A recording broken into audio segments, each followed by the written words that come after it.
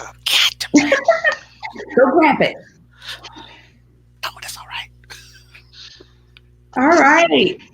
Hello out there. A happy Saturday, everyone. Thank you so much for tuning in. I am always excited for you to be back with us for another episode of Coffee with Rhonda. Today, we're going to be talking about financial intimacy. We got lots of questions, and ladies, I don't know that we have a whole bunch of answers, but we got a lot of questions that we want to talk to all of you about because we're talking about money and relationships today. So I want to welcome you to another episode of the Coffee with Rhonda. My name is Rhonda Y. Williams, and I am your host for the show. Well, we want to welcome you to another episode of Coffee with Rhonda. Technology. We welcome everybody. Yeah, I think our host got lost into the into the system. So we're happy to have you, and she should be back soon. But today, just like anything else, we have to keep going. We have to, despite the little turbulences and the little bumps and the little hills that we hit, life has to go on. And, today, even some of our guests, because of weather and whatever other circumstances, have had problems. But we know that the show must go on. And so today, we're talking about credit, how credit can impact our relationship, credit can impact our businesses, just the money talk. And sometimes the money talk is difficult to have. And Mariah, you know as well as I know, in anything, money impacts everything that we do. Money impacts everything. And we would like to welcome our guest, Rhonda Williams. Rhonda, would you like to introduce yourself? Oh my gosh. Oh my gosh. You guys have no idea what kind of morning this is, but it's just one of those days. You gotta love it. But anyway, thank you all so much. I know you guys were continuing the conversation with me. My amazing co-hosts, thank goodness, have saved me more than one occasion. So I was just gonna ask everybody out there if you would give us your help also. We want you to participate in the conversation, tell us your name, where you're watching from, and we want to know what you got in your cup. And we want you to like the video and comment, talk to us so we can talk back with you. Remember to be watching the show from coffeewithrhonda.com so you can join in on the conversation. And then tag a friend and share the video so we can build and have a robust, wonderful conversation. So let's go ahead and get started. My name is Rhonda Y. Williams, and I am your host for the show. I'm an emotional intelligence strategist and coach. Focused on my passion, which is helping leaders shift from overwhelmed to overjoyed, helping people move from stuck to unstuck so that they can create an amazing life they love. I'm the founder of Dream Life by Design Mastermind Group, where we work with leaders and entrepreneurs to help them create their most amazing life. So if you're interested in more information on that, you can visit manifestmydreams.com for more info. And let's just go ahead around the room in my cup. Take a look at my cup this morning, ladies. Isn't that pretty? I bought this cup back from Mexico today. I know. I bought it back from Cabo, and it's got all this cute little stuff on it about the locations and all of the sites to see in Cabo. So I've got some coffee in here. So we'll pass it on to you, Roz, this morning. Good morning. I'm Roz Jones, the CEO and owner of Jacksonville's Best Caregivers. When you can't do it all, give us a call. We provide 4 levels of specialized care: sitter, homemaker, companion, home health aide, and certified nursing assistant. Now, I'm not going to let the day go by and not talk about that cup, right? Listen, I can't seem to find any small cups these days. Every cup I find seems to be giant size. Awesome. Thanks so much, Roz. Murray? Yes. We're already laughing. It's just amazing to be back. My name is Mireille. I'm based in Mireille Telekima. I'm based in Perth, Australia. I'm an entrepreneur and CEO of MT Energy Resources, which is a company in the energy sector. And I'm also the CEO of Mireille Telekima Global Leadership Organization, an organization which actually empower individuals to become the best that they can be and so that they can shine their light to the world. And I'm also a author, free time author. I'm a Wonder Woman because I also have shows. I write articles, and I'm a sport person. So Superwoman, like I said. Exactly, exactly. And I want to congratulate you, Murray, on getting your show started again. So tell us just quickly about your show. Oh, she got a cup. It's quite late, so I'm drinking water. Oh, awesome, awesome. You got water. Ross has a little baby bottle of water. I put in my cup to do, just to make sure that I have a cup. Yeah. That's awesome. So thank you, everyone. So let's go ahead and dive into our conversation this morning because one of our other co-hosts gave us this wonderful topic, and I think it's a really good one for us. And today we're going to talk a little bit about financial intimacy. I love that word. So I was doing a little bit of prep for the show and coming across, so what do we really call this? And I guess financial intimacy is a good term for it.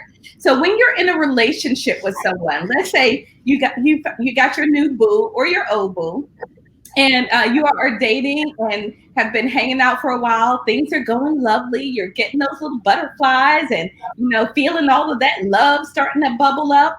And so then the question is, you all start to be taking bigger steps, right? Now you want to go on a trip together, or now you're talking about buying a home and having dreams. The first question we want to start out is, when should you have that talk?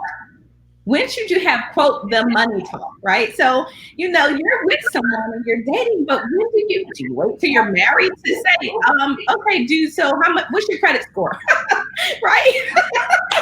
By the way, FYI, I need to know your score. Please print it out for me because this is really important, right? So when do you have that? Do you have it on the second date over some lobster and you're going, so by the way, is your credit score 700 or 800, or, where you at here? When is the right time to have that conversation? So I want to preface this by saying research tells us that 40 to 50% of marriages end in divorce.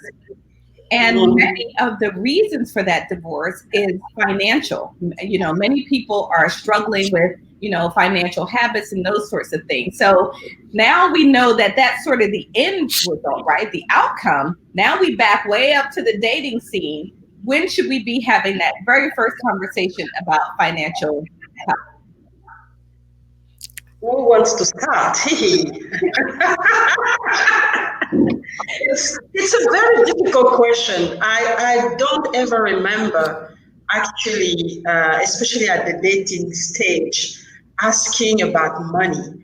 And because it's always very sensitive. And I feel like men are very sensitive about it, because as soon as you start asking about money, they start to be a little bit suspicious about you. So, and they actually doubt your intentions. And so they really want to make sure that you love them for who they are and not for their money. And I've actually never had a conversation with my husband about money. Maybe because in a way I knew exactly where he was standing in terms of his salary and things like that, because he's also, we met when we were graduates. So I could know exactly, how much, what was the range of his salary and things like that. So I didn't have to ask. Right. But then when I got married, we basically had to organize ourselves, organize our how we're going to manage our money. And what's happening right now, we actually have two systems. So we still have our own financial independence. So he has his own account, I have my own account, and we have an account together to actually manage the family and manage the whatever we want to do together. But there's no strict rule where we need to manage our money. What's happening right now, we have about trusting each other, and it has been working so far. So I think that's That's how much I can say. But during the dating phase, no, I'm actually very shy to talk about money. And I think because in a way I'm independent, and if you don't have any income, then it becomes a problem. You need to know where you're putting your feet. But because you know that you're independent and whatever's going to happen, you know how to generate money. It's not an issue for you. Right, right. Well, and it's interesting that we say that, because it is something I don't. This is another thing. Look, I'm starting to generate a whole list of things that we were not taught, right?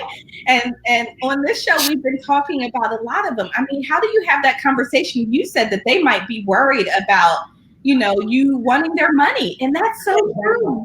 There's nervousness comes up, but in reality, if you're with someone and it's starting to get a little bit more serious, and you all are started to talk about making plans, maybe that's it. Maybe we don't have it too soon, right? Because I need him to get past the fact that, I need him to know that I'm into him for who he is and not for his money. But at some point, like, dude, I need to know, I need to know where you are financially. And some aspects, Marae, I think it's even more important when you do make a lot of money, because now you're coming in. What if that person isn't matching your level? So let's stay on this topic for a moment and come to you, Roz. What do you think, Roz, about when you should have this conversation about, finances and what we're calling financial intimacy? It's strange enough. I had this conversation a while back with my dad and was asking him about, when did he and my mom sit down and have a conversation? And he said when they met, I think they had been dating maybe for a month or two. And he told her that he was not good at handling money. So he told her, I'm gonna let you handle the money, but I just need an allowance every week. Right. I need, $100 or $200, whatever they had agreed upon. And I think that was a good foundation for them, because you have to know who is good with handling money and who is not.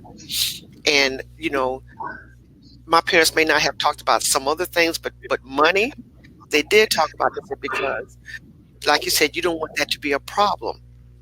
You don't want that to be an issue. And they sat down and, they established, this is the household account. This what has to come into the account. And, this is what all the household bills came out of. Anything outside of that would be, saved for investment, retirement, vacation, education funds for us, legacy, whatever. But that, so far as, investing in money, my parents were very open, were very vocal about it. And so it was never taboo for us. Now, maybe, with Mariah, maybe in her culture, I'm not sure. I'm just saying some cultural differences may, there may be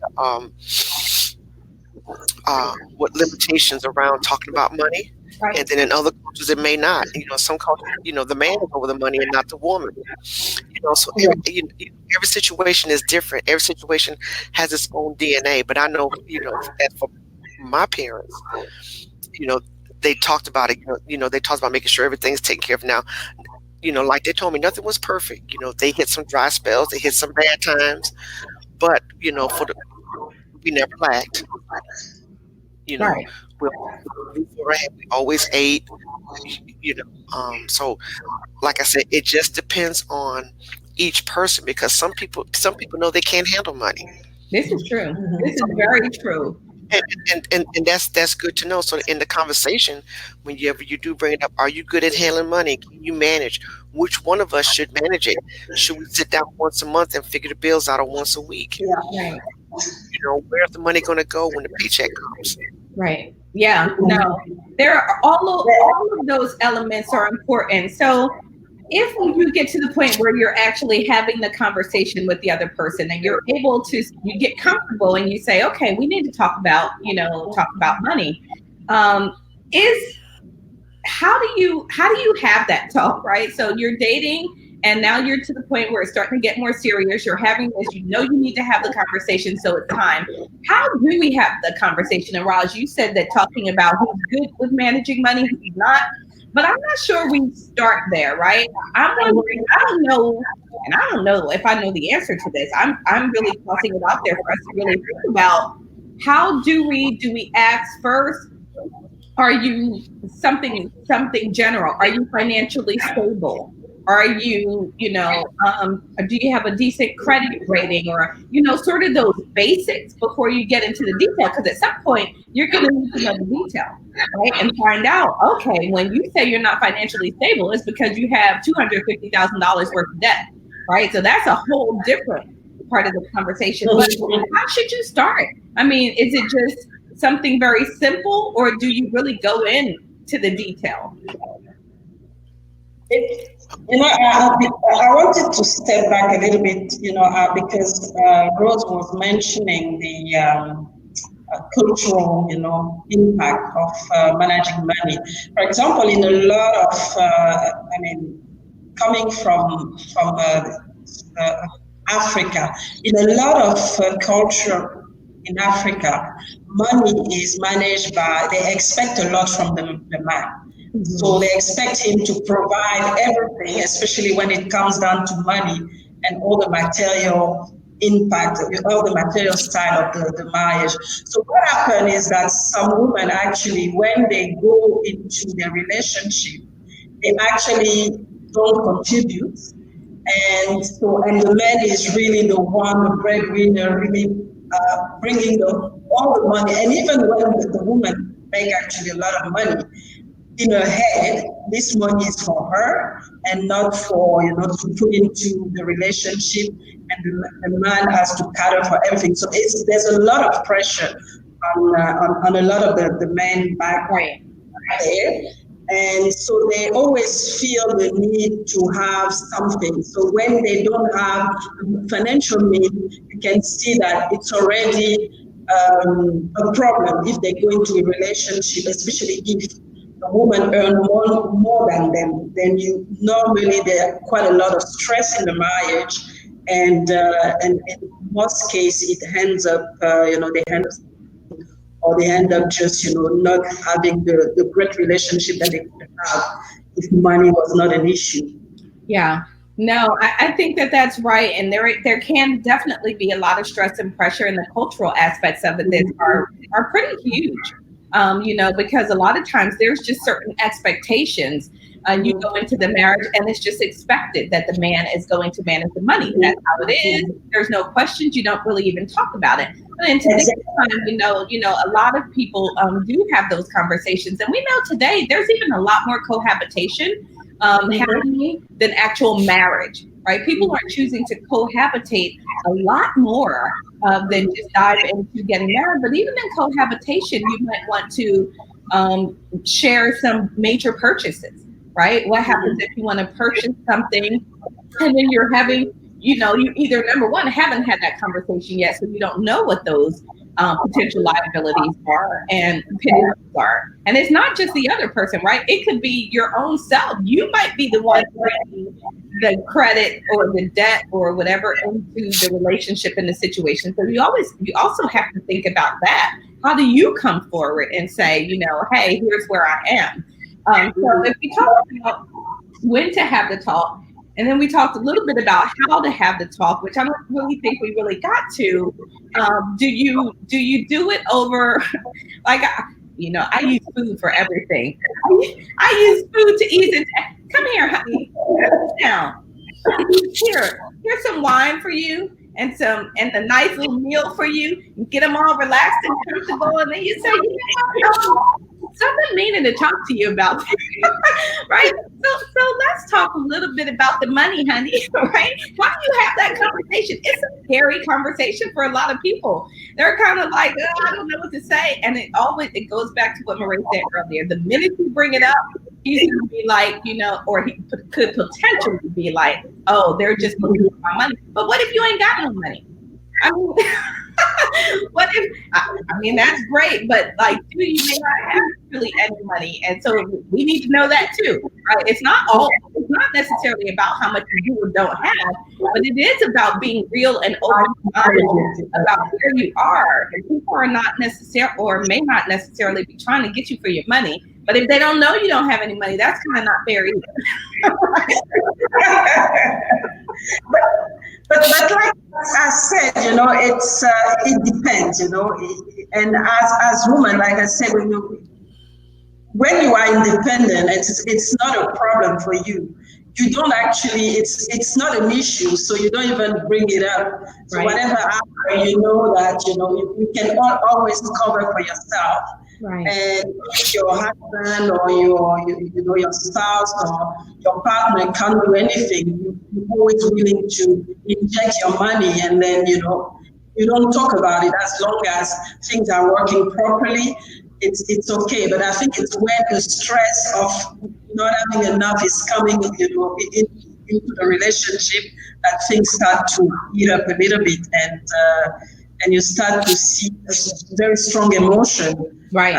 around the relationship, and it becomes really the issue, and then you start talking about it maybe more often Right. than you used to.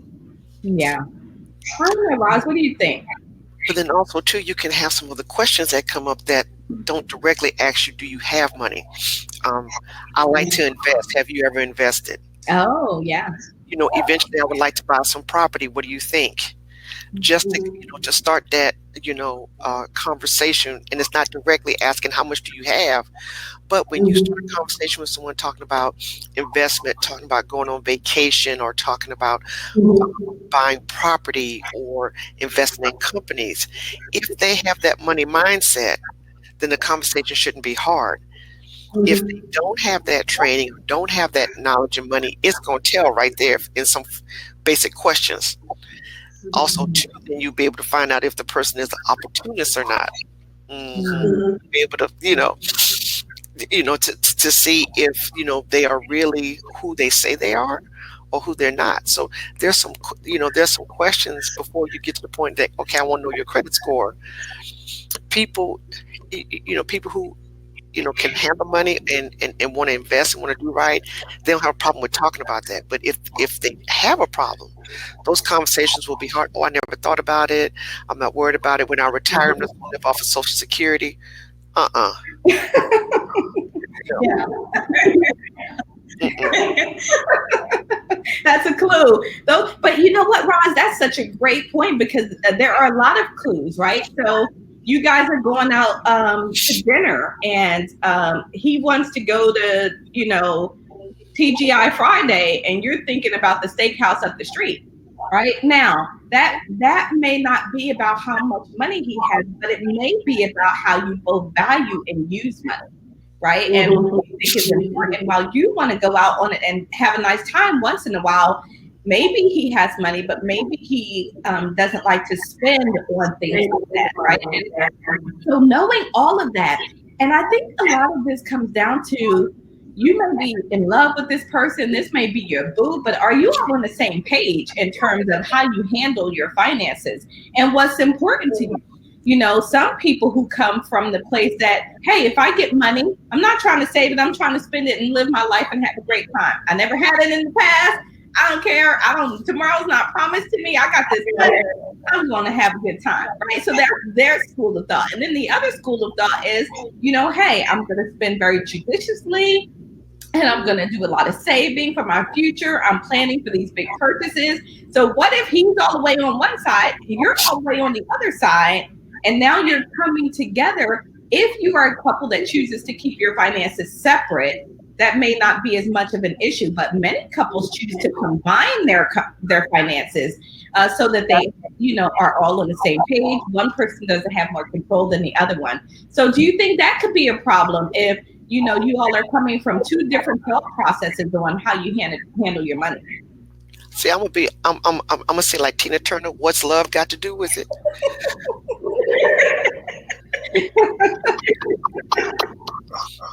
I'm being serious. This is about life. Yeah. This is serious. I hate to use the Tina Turner song, but it is. At the end of the day, I love you and I appreciate you, but we got to set this, on in paper. We got to set this and, put some type of plan together, put some type of strategy together. So, like I said, I have to chime in with Tina. What does love have to do with this? We got to get this in place so that we won't have the problems like Ike and Tina. Right, exactly, right. That is so true, because I think this is where we get into trouble. We don't have these conversations. Okay, let me ask you this. Should you, does it matter? Should you know how much he's making? Like what his actual salary is? Don't tell me I do well. Like, what does that mean?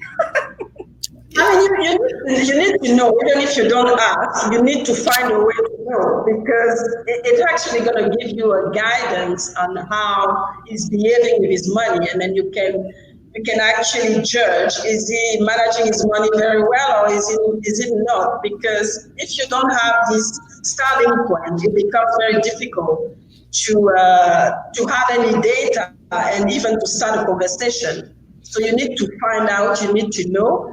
You need to ask him. If he doesn't want to know you, to tell you, you have to find a way to know, and then it gives you a point of reference to know, okay, is he managing well? Are we on the same, at the same level? Are we talking the same language money-wise?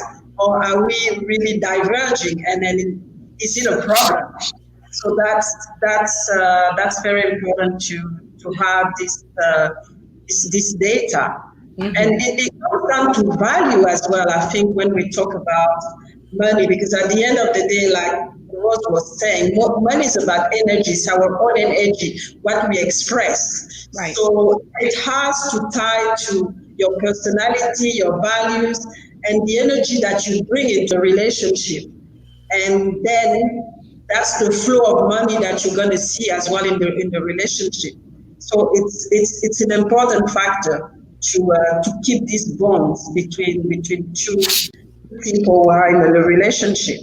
I love that. Money is energy, and they say that the flow of money follows your energy. And so, if understanding a little bit about their money situation, their financial health, where they are, how they view money, tells you a lot about that energy and what they put out in the past. Now, it doesn't tell you what their potential is, right? And what they have the opportunity to do, but it certainly is a reflection on what's happened in the past. And so you might be in a place where you might need to say, listen, like your energy, listen, you need to get that up. You need to work with that a little bit more, right? Because something's happening. If you're stuck, your finances aren't moving, then there is certainly a reflection there. So what about if you are with them and then you are in the process where you want to make this major decision, and either their credit or their finances is holding you back? You want to buy a $500,000 house, and now you are looking at this other person, and when you factor their finances into the person, because you're now together, right? You've made this decision that you all are together, you're in it for the long haul, and major purchases will be made together. However, you can't. The potential is that you may not qualify for the home that you want because of either his finances, his earnings, or his credit. Then what do? You have to take a decision. It's either, you get this house on your own, or you sort out your affairs, and if it means that at some point you have to let go, just let go. And you really have to have this conversation and sit down and make sure that the person is going to participate, because otherwise there's no point in pursuing and buying something that you can't afford, either as a couple or alone, knowing that you're not going to have any backup. So it's about decision making here, and you have to really make sure you take the right decision, and then they're gonna be some consequences, but you have to be ready to manage whatever consequences comes with it. Yeah, I agree. And then also too, just like what you guys are saying, if we say we're going to buy a $500,000 house, even before we talk about it, we got to sit down and look at finance. We got to look at credit. If the credit is jacked up, Mariah and Rhonda, you guys are always so cute with it. Do this, y'all so dainty with it. Look, I'm gonna hit it. I'm gonna hit it. No way. I'm teasing. I'm teasing. I'm not going into it. No way. But at the end of the day, even when you talk about that, you have to say, okay, if we're going to get here, just like what you were saying, Mariah, we got to put it on paper. Is our credit? Can our credit score handle it? If not, then if we can't get a $500,000 house, that means we have to go to $100,000 house.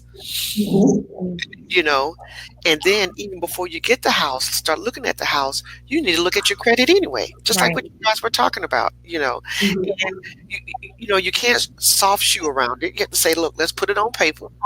We can't get it this year, but maybe in the next 2 years we need to work on it. Right. And you have to be realistic about it. This is like you said, a major decision. And then also too, you guys need to be able to make sure, and this is one thing my mother told me, and I appreciate this so much. She said, if something would happen to your father, could we live off of one salary? Exactly. Could you live off of one? And that's the key. If something happens, make sure that you can live off of one salary and you don't need that other salary. Because say, for instance, if your husband has a stroke or someone gets sick, for whatever the reason may be, and you don't have that income coming in. Yeah. You want to go into foreclosure. You don't want to have to, the additional stress of money not coming in. Sometimes insurance will only pay for a year of less of you not working. Yeah. What if you have to tap into your 401k? There's a penalty. So can you live off of one salary? That's one thing I appreciate my mother telling me so much. She said if something would happen, we know that we can live off of one salary. Yeah. And always make sure it was the salary, the lesser salary, not the greater salary. Oh, wow. So if something happened to the person with the greater salary, we can live off of the lesser salary. No, that's awesome. And I'm telling you, that was the best. That was just wisdom. Definitely. Well, we want to say hi to Latonya out there. Good morning, Latonya. How are you? Thanks for tuning in and watching. Share your comments. Tell us about your money stories. When do you have the money conversation? When do you think it's a good time? Roz, those were such great points because, when you're preparing for your future, everything has to be considered, right? And it has to be much more intentional, I think, than sometimes we approach it, right? We want to just go into it and just, almost like we're baseball players and we're sliding into first base, right? I mean, we just want to just slide in and everything's good, but you really can't do that. When you take a step back and even when you look at baseball in the bigger picture, it's a very strategic game. Right. And this is no different. Roz said earlier, what's love got to do with it? We have got to be willing to have these conversations way before we're having them. Right. We need to not wait. At the time that you are ready to buy your $500,000 house is not the time to find out that his credit isn't good. Right. So way back when, you should already know, you should be prepared. You should be having. Latonya says, I have money issues at early state in life. I have the money issues at early state in life. So I think she's saying early in the relationship is when you need to have that money conversation. And I completely agree. And ladies, you can't shy away from this. Now, you can't be, I think you can't approach it like, wait, if I had Kanye's song, I'd be playing it right now. Like, you can't approach it like a gold digger. Now, I ain't saying she's a gold digger, right? You gotta approach it from the perspective of, something healthy in the relationship, forming the foundation of the relationship, and not being in a threatening way. Well, how much you make? This is about, wow, I'm really excited about this. And so we go back to how we have that conversation. And I lean on my emotional intelligence training for this. And I'm thinking, as I think about this, what do you want to do? I want to accomplish something that builds for us in the future. I want to build the relationship, not impact it, destroy it negatively, right? I want to make sure that I help the other person feel respected and valued. All of these things I'm trying to lay out in my mind, how I approach this conversation. And so if I'm trying to lay out that conversation, then the way that I want to do that is I want to step back and know that person also, right? Know how they respond to things, what's going to feel good to them. So I'm going to approach the discussion in that way. It is simply about I'm excited about the future, right? We have all these really great plans, and I'm honored and I feel very special to be a part of your life and to have you be a part of mine. As we think about building and growing for the future, I think there's a few things that I would like to talk about because I want us to be on the same page. I think this could be something really beautiful if we're in it together and we're on the same page. And then I'd start with me. This is just me personal. I'd start with me to lower their guard, right? To get them from fear. Because if you just start with, what are you doing? How's your credit? How's your money? Then they feel a little bit defensive and interrogated, right? Let me tell you about where I am financially. And then I go through my story, the ups, downs, the good, the bad, the ugly, right? Throw it all out there and then have them talk to me about that. How do you feel about that? And then more than likely they're going to start to share also, or then you just ask the question. So I've told you a little bit about me. Share with me a little bit about where you are financially. Right? Let them share what they're interested in sharing. You don't have to go for the jugular on the first conversation. You can make this a multi-part conversation, right? Almost, it could be, what do they call it? A limited 6-part TV series, right? Keep going back, little at a time. So that's what I'm thinking also. And Latoya says you should have the money conversation when you think this is a person you want to be with. I completely agree. Yes.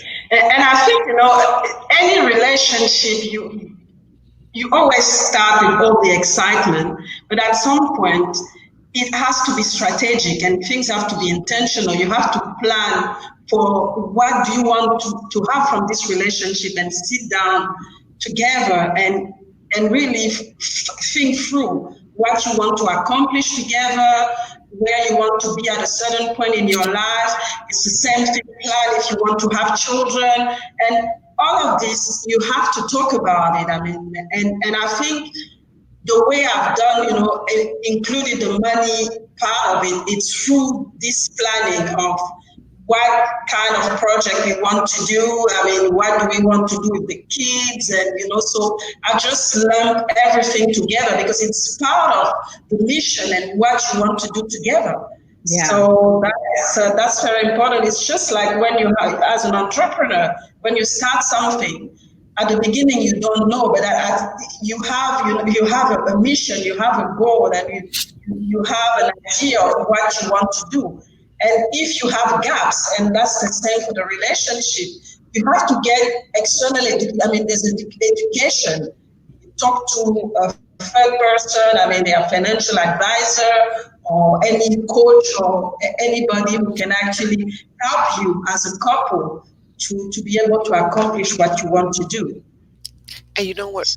Mariah brings up a good point. Sometimes if you have a third party help you with your finances, it takes the stress off. And now at a lot of the banks, I know here in the United States, they have what's called money planners at your local bank. They will show you where you're spending too much money. They will show you how to save. So the banks are now even stepping up because they want their members to be successful. Right. They don't want to see their bank accounts closed. They don't want to see them going to foreclosure. They want them to be financially successful because that means that they will have a long-term relationship. So banks are really stepping up to the plate now to say, hey, if you need help, we are here. We have a financial advisor. Even at some of your employers have financial advisors that you.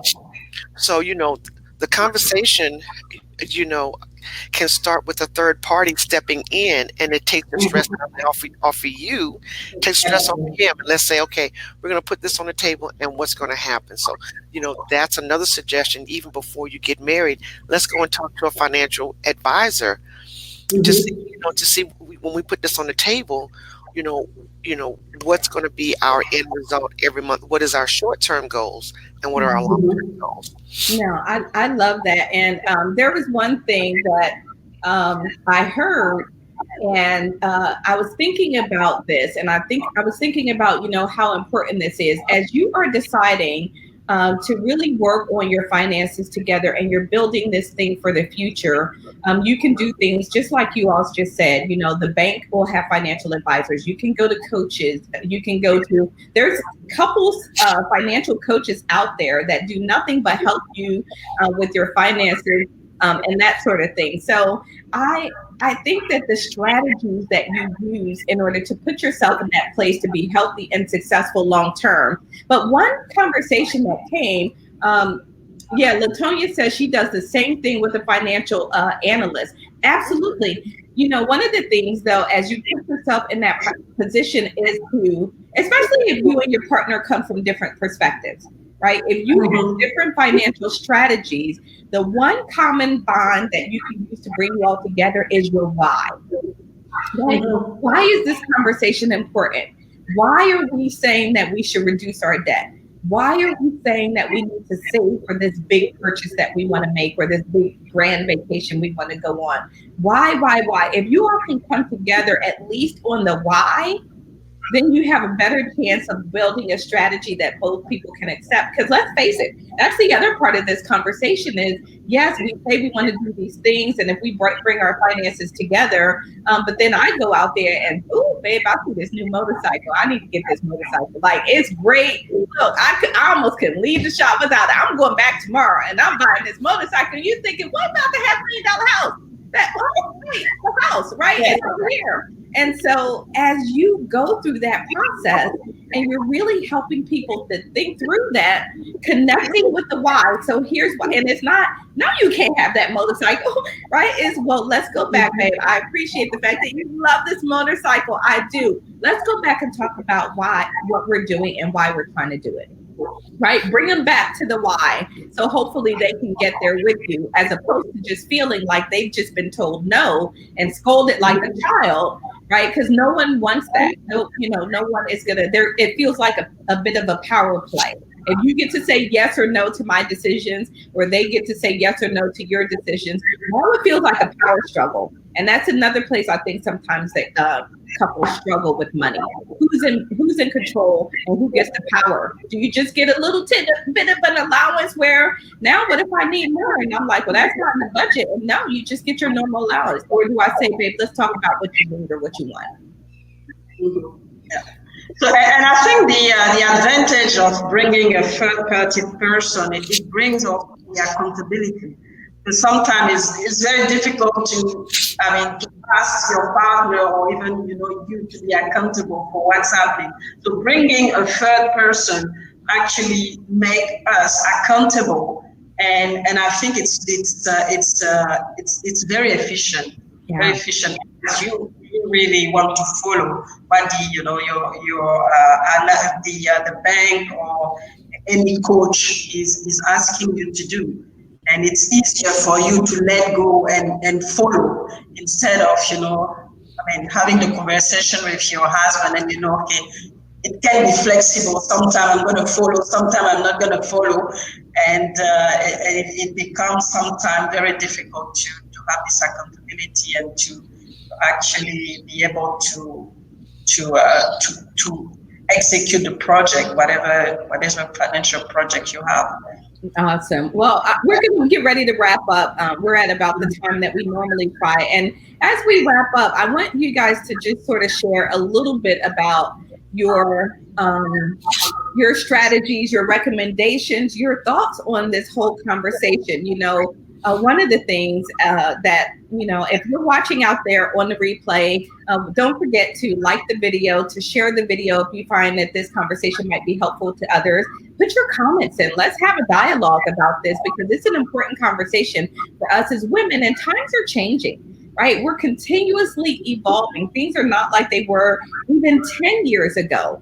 And so having the confidence and the know-how to have these type of conversations without feeling, guilty or shameful about the fact that you have to have them is important. So as we wrap up, my final thoughts and comments, and then we'll come to you, Roz, and then to you, Mireille.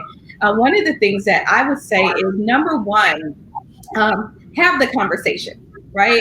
Have the conversation. And think about when the right time of that is. I don't think it's on the second dinner, right? You're thinking, oh, this guy's got potential. I'm gonna go ahead and start. I don't need to know everything about his finances. That might be a little bit too soon, might be a little bit scary, and it might be a little bit creepy.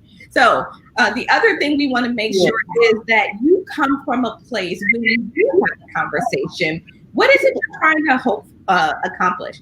Be clear on your goals for the conversation, because if you just go off the top without really thinking about it, it could go very, very wrong. Right. So think about your goals that you're trying to accomplish, and then communicate in the way that you are sure to get you closer to what you're hoping for and not farther away. So you're looking to build bridges, to make connections, to create a sense of the future, right? A sense of happiness, optimism, positivity, and all the things that this wonderful relationship can bring.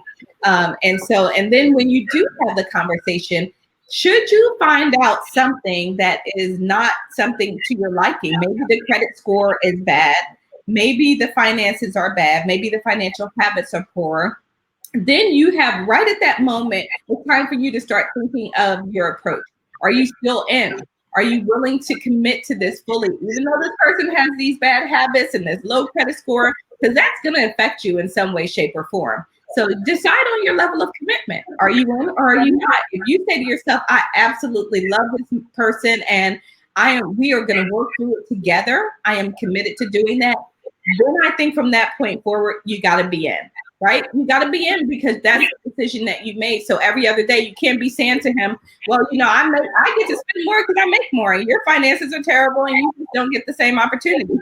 You said you were in, and so now you've got to be in. So those would be my thoughts and recommendations.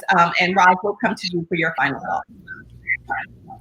My recommendation would be that when you're having the conversation about money, you don't do it all at one time, a little bit at a time, because sometimes you can overwhelm a person by just having, a 2-hour conversation on money. We might talk about, a savings account this month. Next month, we may talk about investments. The following month, we may talk about something else, but don't, have it all at one time, because it could be too much. It could be overwhelming. It could be intimidating. Just like we've talked about before, you got to have a strategy. You got to pick the right time. And then also too, going back to my mother said, when I talk to your dad, I have to talk to him in Twitter language. 250 characters at one time, and that's it.